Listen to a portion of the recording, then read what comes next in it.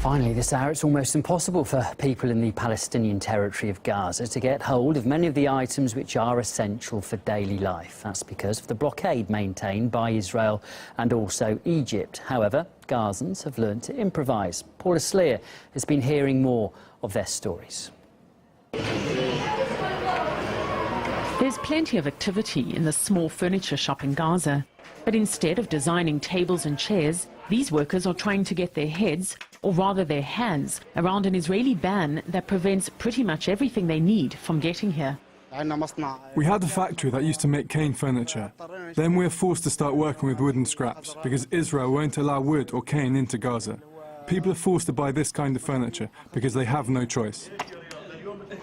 For Ali, one of the biggest challenges is how to make furniture that won't break. Israel won't allow thick wood into the Gaza Strip, and the only alternative is to glue and staple planks together.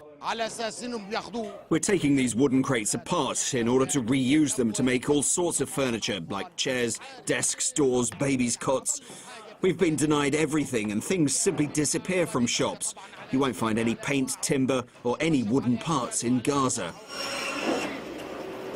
The Israeli siege on Gaza has lasted 10 long years, with border crossings controlled by Israeli soldiers who pay careful attention to what enters the strip. More than 110 items, like wooden planks above a certain thickness, are forbidden, while cement, steel plates and fiberglass are allowed in only under certain conditions. These are items termed dual use, and Israel's concern is that they'll be used to carry out terror.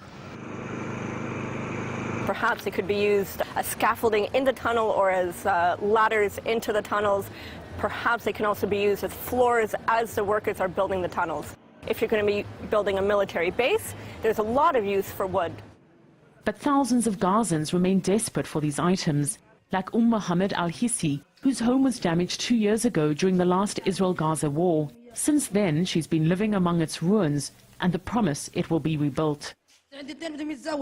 I have to marry off 2 children soon. Am I really going to give them beds made of planks from wooden crates? I really hope this blockade will end, so we can have quality wood imported for people, so they can have decent furniture.